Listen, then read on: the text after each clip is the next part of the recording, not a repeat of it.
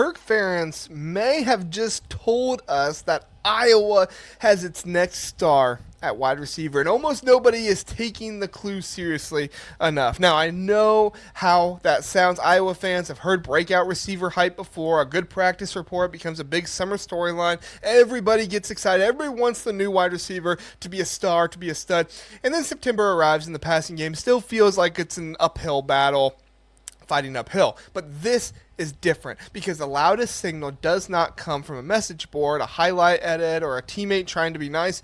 It came from Kirk Ferentz himself, one of the most carefully public speakers in college football. In this episode, we need to figure out what he may have revealed about Tony Diaz, why the people inside Iowa keep reinforcing the same message, and what Diaz must do early in the season to prove this is more than just another hype train in the offseason. So here's what's kind of changed the conversation on this. You know, we've been big on Diaz for a while now, so there's no secret there. But here's what's kind of changed the conversation for most Iowa fans and other people kind of following the Iowa program.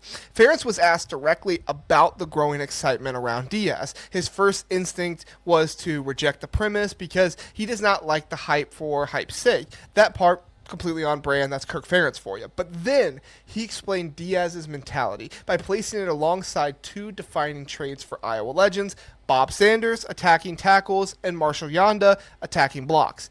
Ferentz was not saying Diaz has already built a career comparable to either of those players. That's not what he was saying. That would be ridiculous, right? What matters is that Ferentz reached for those names to explain how naturally and intensely Diaz approaches his job. That distinction is the story. He was not giving us a statistical projection or anything like that. He was giving us a character evaluation. He was saying this player has a defining football instinct, the kind that becomes obvious to a coaching staff before the public sees the results. And that matters for Kirk Ferentz. That is the kind of stuff that you look for. Every coach, you kind of look for things they say that's different, and that's the kind of stuff you look for from Kirk Ferentz. With Ferentz, that might mean more than just a coach simply saying a receiver's fast or athletic or having a good camp.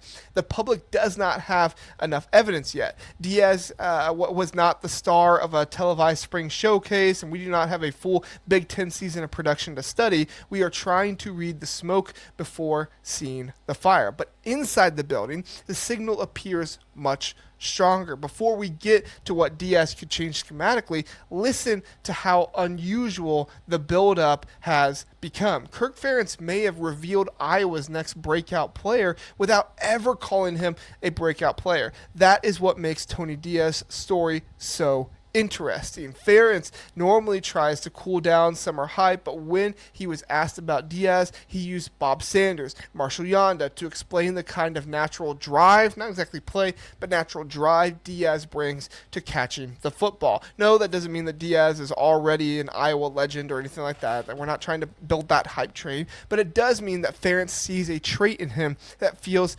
unusually pure and obvious. When a coach this careful reaches for names that important, smart fans should pay attention. The question is no longer whether Iowa likes Tony Diaz. The question is how quickly that belief becomes visible on Saturdays. Ferentz was not alone. The Iowa players who were asked about Diaz also backed the excitement, and that matters because teammates usually know which offseason stories are real and which ones have grown larger than the player himself. And you can kind of tell in their voice. Some guys just kind of say it to be nice, and some guys, they kind of perk up and they're like, yeah, man, this guy's the real deal. And that's what you heard. They see who creates separation, attacks the ball, earns the quarterback's trust when practices get competitive. Their support does not guarantee production, but in the right tone of voice, it reduces the chances that this is one coach freelancing with an optimistic comment. And this matters more at Iowa than it would at most programs. Iowa does not need Diaz to become a 1,300-yard receiver.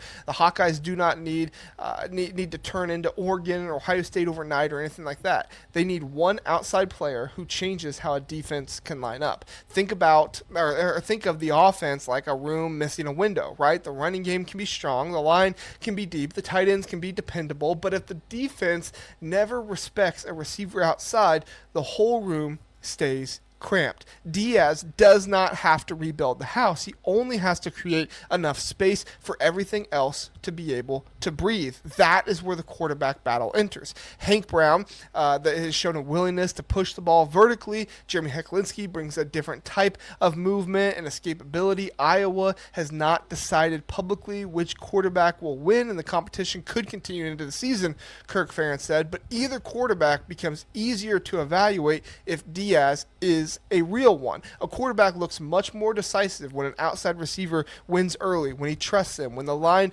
looks better when the ball comes out of his hand, right? The running game becomes more dangerous when a safety hesitates before attacking downhill because he knows he's got a guy outside who could burn him easily if he bites too much on the play action. One receiver can create a chain reaction across the offense, and a guy like Tim Lester knows that for sure. The hidden blueprint for fixing Iowa's offense, not like it has been fixed already, but even more completely, may not begin with the quarterback. It begins with Tony Diaz forcing one defensive back to move. If Diaz proves he can win outside, the safety cannot live near the line of scrimmage. That creates a cleaner box for Iowa's running backs, easier play action throws for the quarterback, and more space for the tight ends inside. That is why this Diaz hype matters, even if he never becomes a national receiving leader. Iowa does not need him to carry the offense. Iowa needs him to change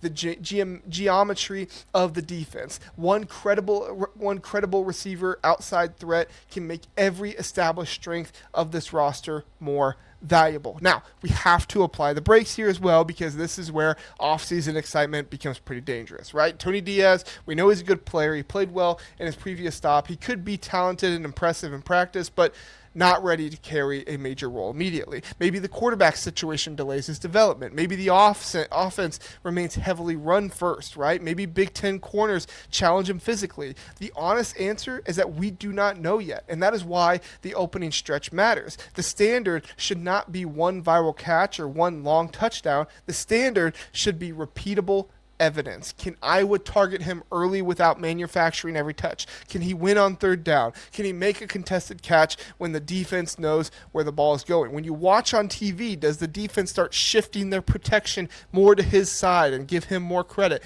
Can he threaten vertically enough that the next opponent must adjust? Most importantly, does the quarterback look for him when the original play starts to break down? That tells us about trust. Coaches design the first read. Quarterbacks reveal the real favorites when the pocket gets messy and the play stops looking perfect. There is a reasonable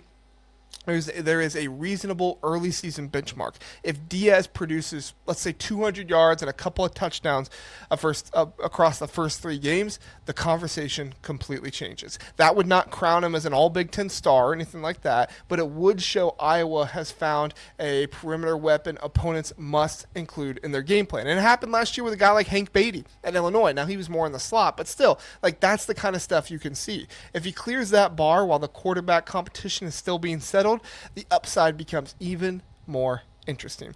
Here's my early overreaction, okay? I'm going to give you my early overreaction.